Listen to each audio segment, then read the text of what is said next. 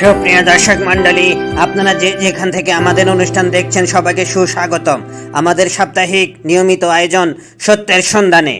আজ আমাদের সামনে উপস্থিত হয়েছেন শ্রদ্ধেয় মহামান্য চোর মহাশয়। থ্যাংক ইউ আমাকে আপনাদের অনুষ্ঠানে আমন্ত্রণ করার জন্য। আপনি যদিও আমাদের সবার চোখে একটা ভালো পেশায় নাই, তারপরেও আপনি আমাদের অতিথি, আপনাকে সম্মান জানানো আমাদের অবশ্যই কর্তব্য। আচ্ছা মহামান্য চোর মহাশয়, আপনি কিভাবে চোর হলেন? চোর কি নিজ থেকে চোর হয়? চোরকে চোর বানায় তার খালি পকেট, চোরকে চোর বানায় তার অভাব, চোরকে চোর বানায় তার অনটন, চোরকে চোর বানায় তার ভেতরের যন্ত্রণা, চোরকে চোর বানায় তার ভেতরের বেদনা। কিন্তু আমি শখে চুরি করি। আরে মহাশয়, এটা আবার কি হলো? চোর হতে কতটা স্ট্রাগল করতে হয়েছে আমি বলে বোঝাতে পারবো না। অবশ্যই আমরা বোঝার চেষ্টা করব। প্লিজ একটু চেষ্টা করুন, দেখি আমরা বুঝতে পারি কিনা। আমাদের দর্শকরা অধীর আগ্রহে অপেক্ষা করছে, প্লিজ একটু দয়া করুন। চোর হওয়ার জন্য এক নম্বর যে যোগ্যতা প্রয়োজন তা হলো অভাব। চোর হওয়ার জন্য যতটা অভাব দরকার আমার ততটা অভাব ছিল না। ইন্টারেস্টিং, তাহলে কি করে চোর হলেন? কিন্তু স্বভাব ছিল। আচ্ছা, ছোটবেলায় আপনার মাথায় প্রথম কিভাবে আসলো যে আপনি চোর হবেন? একবার আমাদের বাড়িতে চুরি হয়। কি চুরি হয়েছিল? মায়ের গহনা চুরি হয়েছিল অনেক টাকার। মা ভেঙে পড়ে আর বাবা ধরা পড়ে। আপনার মায়ের গহনা চুরি হলো আর আপনার বাবা ধরা পড়লো কেন? কেননা বাবা চুরি করেছিল। মা খুব কেলিয়েছিল বাবাকে। আমারও প্রচন্ড রাগ হয়েছিল বাবার উপর। রাগ হওয়াটাই স্বাভাবিক। যে তুমি বাড়িতে চুরি করে ধরা পড়ে যাও কি করে? কিন্তু আমার চোর বাবাকে দেখে আমি একটা কথা বুঝতে পেরেছিলাম, বাবার মধ্যেও চোর হওয়ার একটা স্বপ্ন ছিল, কিন্তু বাবার মধ্যে ছিল মান সম্মান। তাই বাবা বাইরে চুরি করতো না, বাড়িতে চুরি করতো। আর পাঁচটা লোক কি বলবে? এই জন্য বাবার চোর হওয়ার স্বপ্ন বিসর্জন দিল। বাবার ট্যালেন্ট ওখানেই নষ্ট হয়ে যায়। বাবাকে দেখে আমার মধ্যে একটা জিদ উৎপন্ন হয় যে আমি একদিন বাবার স্বপ্ন পূরণ করব। আপনার বাবা নিজের বাড়িতে চুরি করতেন কেন? এটাই বাবার কাজ ছিল। মা ইনকাম করে আনতো আর বাবা বাড়িতেই চুরি করত। চুরি হওয়া সত্ত্বেও ঘরের টাকা ঘরেই থাকতো।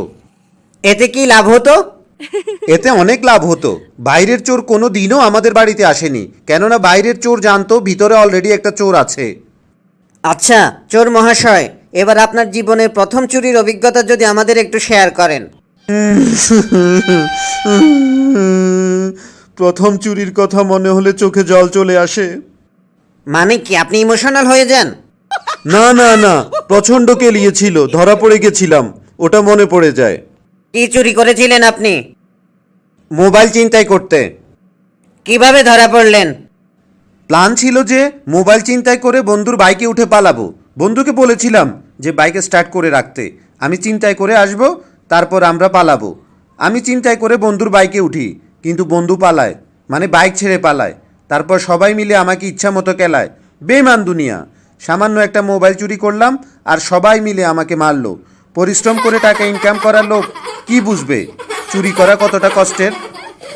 আপনারা কি এটা জানেন আপনারা চুরি করার কারণে লোকজনের কত ক্ষতি হয়? নেগেটিভ মানুষ সবসময় নেগেটিভই ভাবে, পজিটিভ থিঙ্কিং তো আপনাদের নেই। আপনারা কি এটা দেখেন না যে আমরা কত বিজনেসে উন্নতি করাই? যেমন সিসিটিভি ক্যামেরা কত বিক্রি হয়, কাদের জন্য? আমাদের জন্য। সিসিটিভি কন্ট্রোল করার জন্য কত লোক জব পায়, কাদের জন্য? আমাদের জন্য। You are under CCTV surveillance, এটা যে লেখে তারাও তো ওইখানে জব পায়, কাদের জন্য? আমাদের জন্য। আমরা যদি চুরি করা ছেড়ে দেই ওরা জব হারাবে। আমরা চাই না কেউ জব হারাক, আমরা চাই সবাই জব করে টাকা ইনকাম করুক যাতে আমরা চুরি করতে পারি। আমরা একে অপরের পরিপূরক। আমরা যদি চুরি করা ছেড়ে দেই পুলিশ কাদের ধরবে? পুলিশের নিয়োগ কমে যাবে। পুলিশকে আমরা প্রতিনিয়ত চ্যালেঞ্জ করে যাচ্ছি। মানুষ এত কষ্ট করে পয়সা কামিয়ে একটা মোবাইল নেয়, এত কষ্ট করে, আর আপনি সেটা চুরি করে নেন, চিন্তাই করে নেন। আপনার কি একটুও খারাপ লাগে না?